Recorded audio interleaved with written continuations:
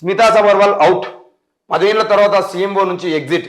మరో 25 మంది ఐఏఎస్ ఆఫీసర్లు కూడా మొత్తంగా 29 మందికి స్థానచలనం.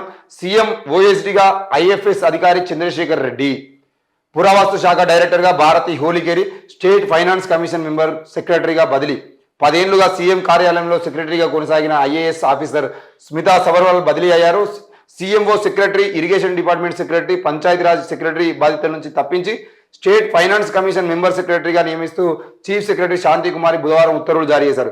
గత బీఆర్ఎస్ ప్రభుత్వంలో అంటగాగిన అధికారులు అని ముద్రపడిన వారిలో స్మితా సబర్వాల్ కూడా ఒకరు. కొత్త ప్రభుత్వం ఏర్పడిన వెంటనే ఆమెపై బదిలీ వేటు తప్పదని సచివాలయ వర్గాల్లో చర్చ నడిచింది. దానిని నిజం చేస్తూ సర్కారు తాజా ఉత్తర్వులు జారీ చేసింది. 23 మంది ఐపీఎస్ల బదిలీ, ఐఏఎస్ల బదిలీ, 21 మంది నాన్ క్యాడర్ ఎస్పీలు సైతం బదిలీ అయ్యారు. క్యాట్ ఉత్తర్వులు చెల్లవు, డిఓపిటి నిర్ణయమే ఫైనల్. ఏపీ తెలంగాణ మధ్య ఐఏఎస్ ఐపీఎస్ల కేటాయింపై హైకోర్టు క్లారిటీ. మొత్తానికైతే తెలంగాణ బీఆర్ఎస్ పాలనలో సీఎంఓగా 10 ఏళ్ల పాటు ఉన్నటువంటి స్మితా సబర్వాల్ గారిని అయితే తప్పించడం జరిగింది.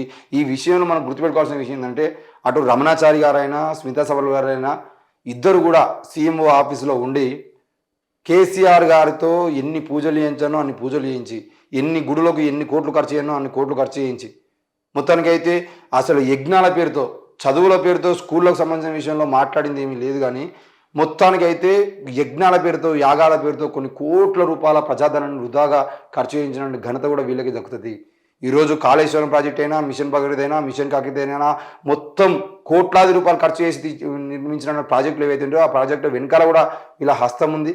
మరి ఆ ప్రాజెక్టులకు సంబంధించిన విషయంలో కూడా ఏం జరిగింది ఏంది అనేది కూడా పూర్తి స్థాయిలో వీళ్ళకు ఎంక్వైరీ చేస్తే వీళ్ళ దగ్గర నుండి పూర్తి సమాచారం బయటకు వచ్చే అవకాశాలు ఉంటాయి. మరి అది పక్కన పెడితే ఈ తెలంగాణ రాష్ట్ర బడ్జెట్లో వేలాది కోట్ల రూపాయలని ఈరోజు యజ్ఞాల యాగాల పేరు ఖర్చు చేసిన ఘనత కూడా వీళ్ళకే దక్కుతుంది. ఈరోజు కేసీఆర్ గారితో అన్ని యాగాలు చేయించినటువంటి టీం కూడా వీళ్ళే. మరి ఈరోజైతే వాళ్ళు బదిలీ అయినటువంటి పరిస్థితి మనం చూస్తాను.